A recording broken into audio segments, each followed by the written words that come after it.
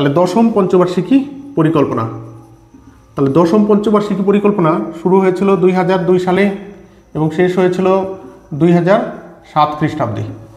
অর্থাৎ দশম পঞ্চবার্ষিকী পরিকল্পনা 2002 থেকে 2007 খ্রিস্টাব্দ পর্যন্ত চলছিল। আর এই পঞ্চবার্ষিকী পরিকল্পনাকালে তোমার বিভিন্ন ক্ষেত্রে তোমার পদক্ষেপ গ্রহণ করা হয়, যেমন কৃষি, শিল্প, স্বাস্থ্য, শিক্ষা ইত্যাদি। তবে এই বিভিন্ন ক্ষেত্রে পদক্ষেপ গ্রহণ করা হলেও সবথেকে বেশি যে বিষয়ের উপরে জোর দেওয়া হয়েছিল সেটা হচ্ছে তোমার শিক্ষা। তাহলে দশম পঞ্চবার্ষিকী পরিকল্পনাকালে কোন বিষয়ের উপরে বেশি জোর দেওয়া হয়? শিক্ষার উপরে বেশি জোর দেওয়া হয়েছিল। আর এই পঞ্চবার্ষিকী পরিকল্পনাকালেই তোমার সর্বশিক্ষা অভিযান অর্থাৎ SSA, এস ফর সর্ব, এস ফর শিক্ষা, এ ফর হচ্ছে অভিযান, অর্থাৎ সর্বশিক্ষা অভিযান তোমার অন্তর্ভুক্ত করা হয় বা চালু হয়। কিন্তু এই সর্বশিক্ষা অভিযান চালু হয়েছিল 2001 সালে। 2001 সালে চালু হলেও এটাকে দশম পঞ্চবার্ষিকী পরিকল্পনার অন্তর্ভুক্ত করা হয়। এছাড়া তোমার মিড ডে মিল স্কিম চালু হয় বা অন্তর্ভুক্ত করা হয় দশম পঞ্চবার্ষিকী পরিকল্পনাকালে। তাহলে কি?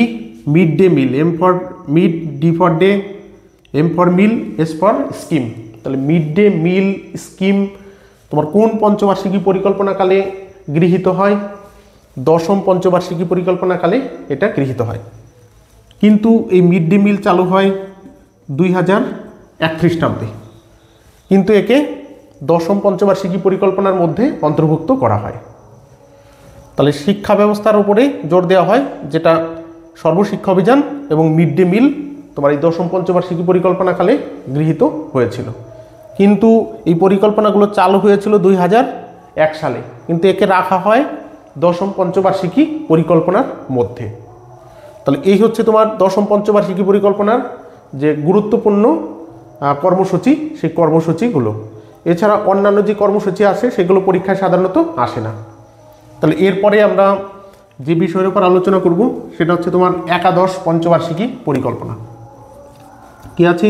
একাদশ। তাহলে একাদশ পঞ্চবার্ষিকী পরিকল্পনা কত থেকে কত? 2007 থেকে 2012 খ্রিস্টাব্দ পর্যন্ত। তাহলে একাদশ পঞ্চবার্ষিকী পরিকল্পনা 2007 থেকে 2012 খ্রিস্টাব্দ পর্যন্ত চলছিল। এবং এই একাদশ পঞ্চবার্ষিকী পরিকল্পনাকালে যে বিষয়টির উপর জোর দেওয়া হয় সেটা হচ্ছে ইনক্লুসিভ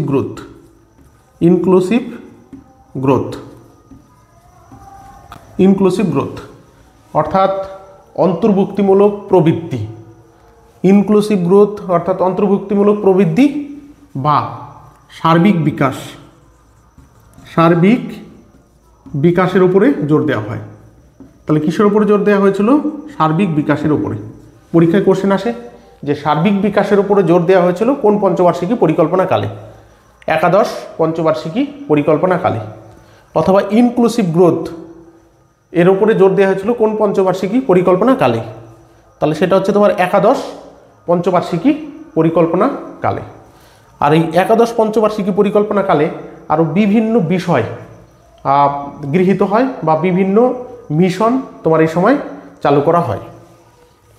তাহলে আমরা দেখে নেব যে এই সময় কোন কোন মিশন চালু করা হয়েছিল। তবে এগুলো দেখার আগে আমরা সবাইকে অনুরোধ করব, যারা এখনও চ্যানেলটি সাবস্ক্রাইব করনি অবশ্যই চ্যানেলটি সাবস্ক্রাইব করে নেবে। বিভিন্ন সাবজেক্টের তোমার geography, history, economics, political science, physics, chemistry, অন্যান্য বিভিন্ন সাবজেক্টের তোমার পুঙ্খানুপুঙ্খ যে তথ্য, সেই তথ্যগুলো আমরা এই ক্লাসে আলোচনা করব। তাই সবাইকে অনুরোধ করছি, যারা এখনও চ্যানেলটি সাবস্ক্রাইব করেনি তারা অবশ্যই চ্যানেলটি সাবস্ক্রাইব করে নেবে। তাহলে একাদশ পঞ্চবার্ষিকী পরিকল্পনায় যে নীতিগুলো গৃহীত হয়েছিল সেগুলো হচ্ছে তোমার রাইট টু এডুকেশান। কি আছে? Right two education act. Right two education act চালু হয়। তাহলে রাইট টু এডুকেশান অ্যাক্ট 2009। তাহলে কোন পঞ্চবার্ষিকী পরিকল্পনাকালে তোমার রাইট টু এডুকেশান অ্যাক্ট 2009 চালু হয়েছিল? একাদশ পঞ্চবার্ষিকী পরিকল্পনাকালে। খুবই গুরুত্বপূর্ণ কোশ্চেন এগুলো। তাহলে রাইট টু এডুকেশান অ্যাক্ট 2009 চালু হয় একাদশ পঞ্চবার্ষিকী পরিকল্পনা কালে। এছাড়া এই পঞ্চবার্ষিকী পরিকল্পনা কালে আরেকটি স্লোগান দেওয়া হয়েছিল, সেটা হচ্ছে বেটি বাঁচাও বেটি বাঁচাও, বেটি বাঁচাও বেটি পড়াও, বেটি পড়াও, বেটি বাঁচাও বেটি পড়াও যে স্লোগান, সেই স্লোগান দেওয়া হয়েছিল কোন পঞ্চবার্ষিকী পরিকল্পনাকালে? একাদশ পঞ্চবার্ষিকী পরিকল্পনাকালে। তাহলে রাইট টু এডুকেশন অ্যাক্ট 2009 গৃহীত হয় একাদশ পঞ্চবার্ষিকী পরিকল্পনাকালে। বেটি বাঁচাও বেটি পড়াও স্লোগান দেওয়া হয় বা কর্মসূচি গৃহীত হয় একাদশ পঞ্চবার্ষিকী পরিকল্পনাকালে। আর এই একাদশ পঞ্চবার্ষিকী পরিকল্পনাকালে বেশ কিছু কর্মসূচি তোমার গ্রহণ করা হয়েছিল, তার মধ্যে right two education, Beti Bachao Beti Padhao কর্মসূচি। এছাড়া আরও যে কর্মসূচি নেওয়া হয় সেটা হচ্ছে তোমার SDM, কি আছে? SDM, skill development mission. তাহলে স্কিল ডেভেলপমেন্ট মিশন নীতি চালু করা হয় কোন পঞ্চবার্ষিকী পরিকল্পনাকালে? একাদশ পঞ্চবার্ষিকী পরিকল্পনাকালে। কি বলা হচ্ছে? Skill development mission.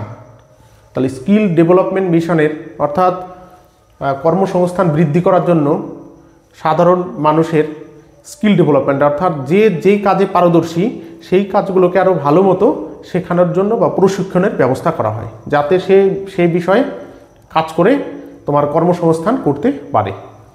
তাহলে SDM, স্কিল ডেভেলপমেন্ট মিশন চালু হয়েছিল এই একাদশ পঞ্চবার্ষিকী পরিকল্পনা কালে। এছাড়া চালু হয় তোমার NRHM, national rural health mission. National rural health mission NRHM এই একাদশ পঞ্চবার্ষিকী পরিকল্পনাকালেই তোমার NRHM, national rural health mission চালু হয়। ন্যাশনাল রুরাল হেলথ মিশন চালু হয়েছিল কোন পঞ্চবার্ষিকী পরিকল্পনাকালে? একাদশ পঞ্চবার্ষিকী পরিকল্পনাকালে। এছাড়া আরও পরিকল্পনা গ্রহণ করা হয় FSM, national food security mission. National food security mission কোন পঞ্চবার্ষিকী পরিকল্পনাকালে গৃহীত হয়?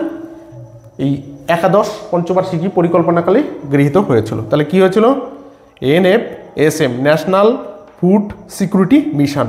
N for national, F for food, S for security, M for mission. তাহলে এটা কোন পঞ্চবার্ষিকী পরিকল্পনাকালে? একাদশ পঞ্চবার্ষিকী পরিকল্পনাকালে চালু হয়। এই হচ্ছে একাদশ পঞ্চবার্ষিকী পরিকল্পনা।